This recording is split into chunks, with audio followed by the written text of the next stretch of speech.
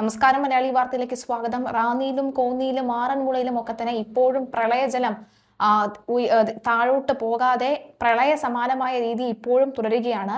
റാന്നിയിൽ after ഫ്ലഡിന്റെ operation തുടരേണ്ട സമയം അതിക്രമിച്ചു കഴിഞ്ഞു എന്ന് അബിൻ വർക്കി അടക്കമുള്ളവർ പറയുന്നു. പഴകുളം മധു അടക്കമുള്ളവർ പറയുന്നു. ആറന്മുളയിൽ 2 ദിവസമെങ്കിലും വേണ്ടിവരും ഇനിയും വെള്ളം ഇറങ്ങാൻ എന്നാണ് അദ്ദേഹം പറയുന്നത്. ഇടുങ്ങി ബോട്ട് അടക്കമുള്ളവ വേണ്ട ഒരു സാഹചര്യം നിലവിലുണ്ട് എന്ന് പറയുന്നുണ്ട്. റവന്യൂ വകുപ്പ് കുറച്ചുകൂടി വളരെ ശക്തമായി പ്രവർത്തിക്കേണ്ട സമയം അതിക്രമിച്ചു എന്ന് പറയുകയാണ്. മാത്രവുമല്ല, നിലവിലെ സാഹചര്യത്തിൽ പലരും ക്യാമ്പുകളിലേക്ക് മാറിയിട്ടുണ്ട്. ഇനിയും ക്യാമ്പുകൾ തുറക്കേണ്ട സാഹചര്യമുണ്ട്. ക്യാമ്പുകളിൽ അവർക്ക് ആവശ്യമായ ഭക്ഷണമോ ആവശ്യമായ ഒരു അടിസ്ഥാന സൗകര്യമോ ഇല്ല എന്ന് പറഞ്ഞുകൊണ്ടുള്ള ബഹളം മറുവഴിക്കും നടക്കുന്നുണ്ട്.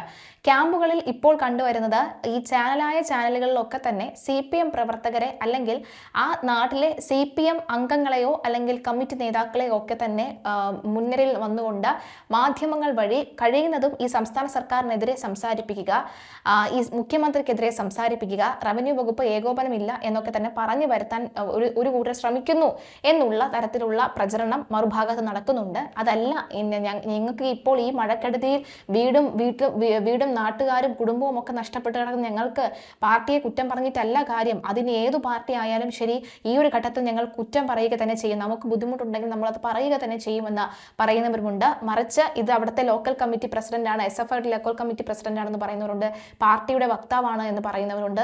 അങ്ങനെയൊക്കെ തന്നെ പറഞ്ഞു വരുന്നവരുമുണ്ട്. ഏതായാലും സംസ്ഥാന സർക്കാരിനെതിരെ ഒരു കറുത്ത ഒരു പോയിന്റ് ആയിട്ട് കഴിഞ്ഞ ദിവസത്തെ സംഭവ വികാസങ്ങൾ മാറിയിരിക്കുകയാണ്. കൃത്യമായ ഏകോപനമില്ല എന്ന് പറയുന്നു. റവന്യൂ മന്ത്രി കൃത്യമായി ഇടപെട്ടില്ല എന്ന് പറയുന്നു. പല ഭാഗങ്ങളിലും ഇപ്പോഴും ഒറ്റപ്പെട്ട് കഴിയുന്ന നിരവധി ആളുകളുണ്ടെന്ന് പറയുന്നു. ക്യാമ്പുകൾ കാര്യക്ഷമമായി പ്രവർത്തിക്കുന്നില്ല എന്ന് പറയുന്നുണ്ട്. പല സംഘടനകളുടെയും സഹായം അബിൻ വർക്കി അടക്കമുള്ള MLA മാർ ചോദിക്കുന്ന ഒരു സാഹചര്യമുണ്ട്. ആദ്യം അബിൻ വർക്കി ചോദിച്ചപ്പോൾ പലരും പറ്റില്ല എന്നാണ് പറഞ്ഞിരുന്നത് എന്ന് പറയുന്നു. എന്നാൽ പിന്നീട് രാത്രിയോടുകൂടി തന്നെ അവർ സഹായിക്കാൻ ഇറങ്ങി എന്ന് പറയുന്നു. കാരണം ആ സാഹചര്യം അങ്ങനെ ആയിപ്പോയി എന്ന് അദ്ദേഹം പറയുകയാണ്. എന്തായാലും ക്യാമ്പുകൾക്കകത്ത് കൂട്ടയാടി നടക്കുന്ന ഒരു സാഹചര്യം ഉണ്ടാകുന്നു. ക്യാമ്പുകളിലെ ചിലരുടെ പ്രതികരണം നമുക്കൊന്ന് കേൾക്കാം. വെളിച്ചവും ഇല്ല, യാതൊന്നുമില്ല. ഞങ്ങൾ ആകെപ്പാടെ അനാഥയായിട്ട് നടക്കും. ഒരു ഗുളിയൊക്കെ എത്ര നേരം നിന്നത്? ഏതാണ്ട് ഈ ഒരു ഗുളിയാ തന്നത്.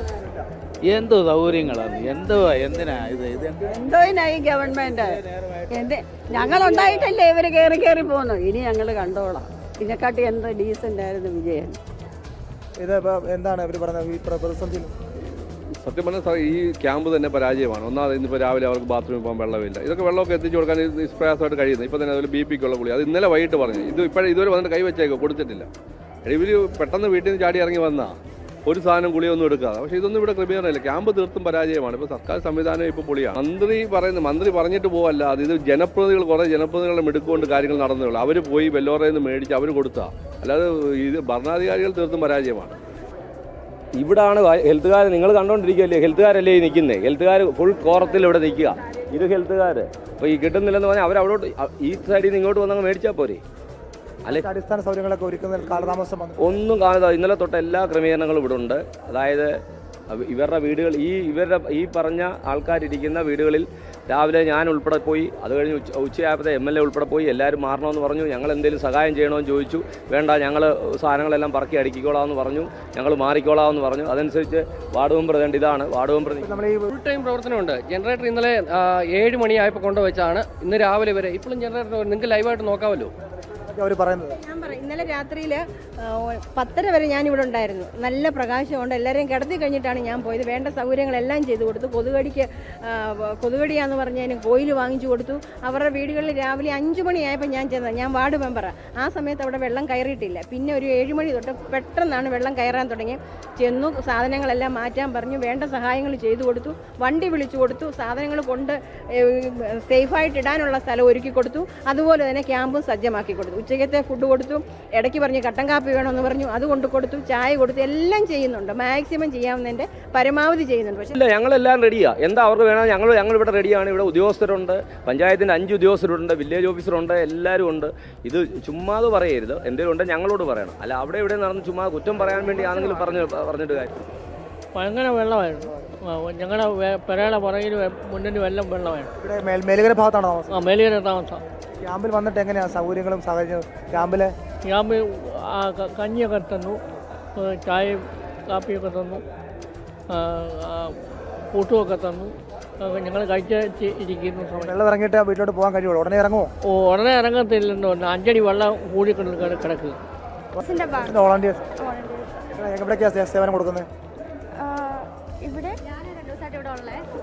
ഞങ്ങളിവിടെ ഇപ്പം അവർക്ക് ഫുഡ് എത്തിച്ചു കൊടുക്കുക, അങ്ങനത്തെ കാര്യങ്ങളൊക്കെയാണ്. പിന്നെ അവർക്ക് പായൊക്കെ വേണമായിരിക്കും, അപ്പോൾ അതൊക്കെ ആൾക്കാരെ വിളിച്ചിട്ട് സെറ്റ് ചെയ്ത് കൊടുക്കുക. ഹെൽപ്പൊക്കെ കിട്ടുന്നുണ്ടോ ഈ ഉദ്യോഗസ്ഥരുടെ ഭാഗത്തുനിന്ന് കിട്ടുന്നുണ്ടോ?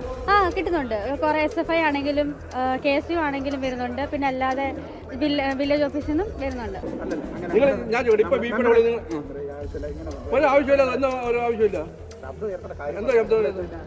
ഡോക്ടറെ വിളിച്ചിട്ട് കൊടുക്കാമെന്ന് അത് ഇപ്പോഴല്ലേ കൊടുത്തേ? ഇന്നലെ വൈകിട്ട് തൊട്ട് അവർ പറയുവാന്നോ? ഇപ്പോഴാണ് കൊടുത്തത്. ആര് പറഞ്ഞു? ഞാൻ ചോദിച്ചല്ലോ. 10 മണിക്ക് വിളിച്ചാൽ ഇങ്ങനെ ഒരു വിഷയം വരുമ്പോൾ നിങ്ങൾ ഇടപെടണം. നിങ്ങൾ ഇവിടെ ഹോസ്പിറ്റൽ ഉണ്ടായിരുന്നു, നിങ്ങൾ ചെയ്യാൻ പറ്റില്ല. തിരിച്ചു വിളിച്ചല്ലോ. എന്തോ ഞങ്ങൾ തിരിച്ചു വിളിച്ചു. ആരെ വിളിച്ചിട്ട് വല്ല കാര്യമുണ്ടോ? ആ ഗുളി കൊടുത്തോ? ഇല്ല, വിളിച്ചിട്ട് അവർ ഗുളി കൊടുത്തു. ഇപ്പോഴല്ലേ ഗുളി കൊടുത്തേ? ഞങ്ങൾക്ക് ഡോക്ടറോട് ചോദിക്കാതെ